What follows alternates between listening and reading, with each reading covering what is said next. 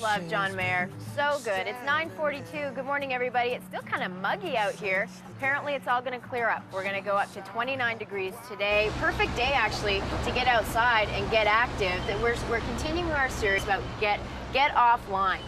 You know, we want people to get outside and get active. And one of the perfect things you can do is ultimate Frisbee. It's kind of fun. I've never played it before, but Dave McLean is here with us to tell us about how to play ultimate Frisbee and what it is exactly and how you just might get a date out of it. He's with the Calgary Ultimate Association. Thanks for coming in this morning. Thanks for having us. So what is ultimate Frisbee exactly? Well, ultimate Frisbee is a team sport. You usually have 7 players on a field with your team, so it's 7 on 7. Yeah. And it's a lot like football in the sense that you have a long field, you've got end zones, and you've got a playing area in between the end zones. And the object of the game, obviously, is to score points. And to do that, you have to throw the disc to your other teammates so that eventually you guys end up in your end zone. Okay, so we're going to see some video of it. It sounds to me, now I'm not a football expert, it sounds a bit like football. Is it like that? It's a lot like other sports too, because they combine different elements. So we'll have a look. So you see that people are throwing the disc. Once they catch it, they have to stop. They're allowed to pivot, but they're not allowed to run with the disc. Oh, so there they are, okay. they stop. Now they're looking for a receiver. And once he throws it to a receiver, then that same person has to stop and they can pivot. So you can't run with the disc. No. You have to, once you catch it, you have to stop. Yeah. And you think it might be a slower sport, but it really isn't, because all the running takes place away from the disc. Because people are trying to get open and available and to get open so they can get the disc thrown to them. How many players on each team? It depends on the level of play you're playing. If you're just at a recreational league team, it might be anywhere from 10 players to 14, 15 players. So you have different divisions? Yeah, in Calgary we have 108 teams in 3 different divisions: competitive, recreational, elite. And there's probably 1,000 members, so... Holy smokes! Oh yeah, it's a pretty big sport here in Calgary. When did you guys start up? Calgary has probably had Ultimate for about 20 years. It started off maybe like 4 teams, and it's just gotten bigger and bigger every year. Okay, so explain to me again how you score.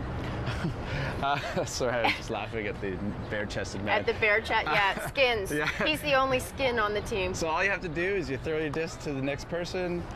People are running towards the handler, the person who's got the disc, and once the disc has been passed into the end zone, it's a point.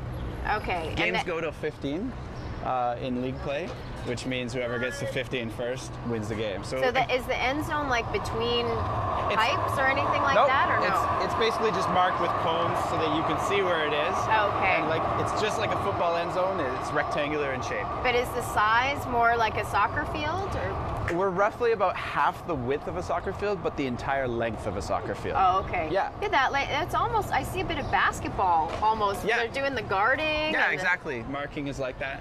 So, marking, okay. Yeah. Now Dave has been in behind us playing with Jana McCarr, who's across the street. And Dave, how are you doing? Excellent job. You're doing an excellent job. Okay, so why don't you show us how to throw the Frisbee properly? Okay, Maybe well, give us some I'll show you tips some on of the technique. basic throws. The basic throws, okay. I'm going to need a disc. Thank you. So, okay. Basic throws are the backhand. Backhand? This is your typical dad at the beach throw. Dab. Right? And it's really important when you're throwing a Frisbee that you put your wrists into it, because when you put your arm into it, you don't get a lot of control. Okay, so you want to do a flick at the end? Yes, exactly. Okay. So what you're just going to do is you're going to flick your wrist. Now finger positioning is really important. A lot of people put one finger right on the rim of the disc and then thumb on the top. Okay. A power grip would be a really hard, strong touch on the disc. Power grip. But we're talking people can throw this disc the entire length of the field. So since we're just throwing it across the street, I'm going to throw it a little loose. Okay, throw it loose. And look at you, perfect positioning. So that's a backhand. I got 3 in the puddle. You got 3 in the puddle? Yeah. Okay, throw it back to us, Jana. I can't guarantee I'm going to and catch look it. she's got it too. Yeah. You have to actually catch too. Okay, let me give this a go. Would you right. mind holding that? Not at all. Thank you very much. Not a problem. Oh, Jana moves up. That's hilarious. Okay. Just remember, a lot of flick of the wrist. A lot of flick of the wrist. Yeah. Okay. And I'm going to get down on it too. That's a very good start. Not so bad. A little floppy. Yeah, that's pretty good. A little floppy. Okay, throw it back. All right. Thank you, Jenna. Okay, so now Dave, why don't you go the next step because you've got more advanced. We're gonna go throws. one more advanced step. Okay. This is the second basic throw because when you're throwing, you need to have more than just this one option because you need to throw around the other person. So we go you have to throw this way. So we go to a forehand. So a forehand grip is a lot like a backhand grip, except for you're switching the side of the disc and you're using your fingers. Oh, tricky. So it's like a peace sign, sort of. I'm in it. Yeah. You got one finger on the inside of the rim. Yeah. All you do is flick your wrist. Flick it. Flick it, Dave. And a lot of times that throw is actually called the flick. Oh, yeah? Yeah. Okay. Oh, my gosh. She was Don't aiming mind for your me. head right there, That Dave. could have Did been you see bad. that? I saw that. That could have been dangerous. Now, do you get injuries from this, from the Frisbee? Yeah, you can get injuries if somebody hits you in the head with a Frisbee. It's been known to happen. Instead of saying car, we go train. Train. That's up. We can show you the other throw that will go over the train. Oh, you've been throwing over the train? Okay, we'll have to show yeah. that after. Okay, let's see Dave with his flick. That's a really good flick. Dave, you seriously need to be part of this. Now, I heard that you can actually use this as a bit of a singles club. Yeah, that's for sure. It has been known to happen. Has been known to happen. In Calgary, we've got a co-ed league.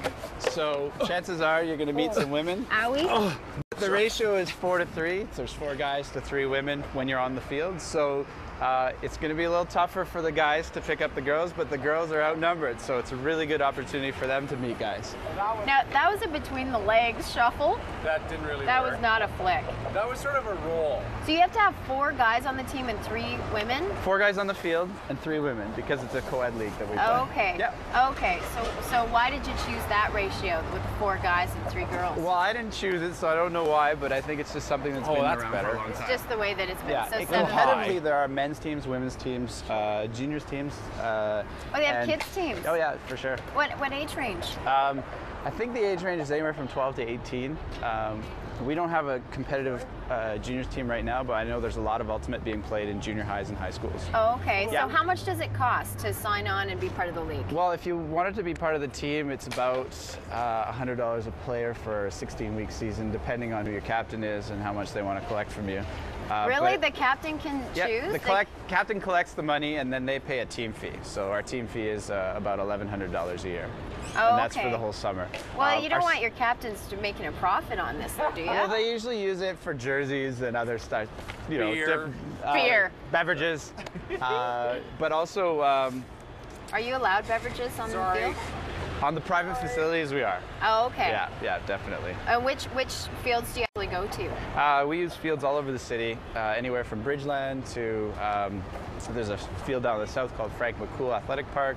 I might know a little bit about Saints that one. Rugby. Yeah. Saints Rugby? Yeah, Saints Rugby Club, the Calgary Rugby Union. Okay. So, yeah. Oh, good. Okay, so everybody can pretty much get involved. Do you have like seniors playing as well? Do you have seniors leagues? There's no seniors, but there's a Masters League. It's over 33. Over 33. And these are the guys who are. That's us. These are the guys who are. There's actually 2 Calgary Masters teams, and they're actually going to the national competition this year in Toronto. We have 2 co-ed teams from Calgary going to nationals in Toronto, and a women's team going to nationals in Toronto. Oh, wow. So we're doing pretty well here. Oh, yeah. Going to nationals. Calgary has a really good scene. That's excellent. And if you're looking to meet somebody who's also active and enjoys getting out there in the community, this may be an option for you. Definitely. Oh, we missed the over the C-train throw. Okay, if you want to go onto the website, all you have to do is go to calgaryultimate.org, calgaryultimate.org to find out about how you can sign up for that. Dave, thank you so much for coming in this morning. Thank you very much, Sarah. Appreciate it. And Jenna, thank you. Thank you for being our thrower. Dave, nice work over there. I did my best. I did what I can. Okay, we're going to head over to Ashling, who's out there tending to many other people's gardens. That's right.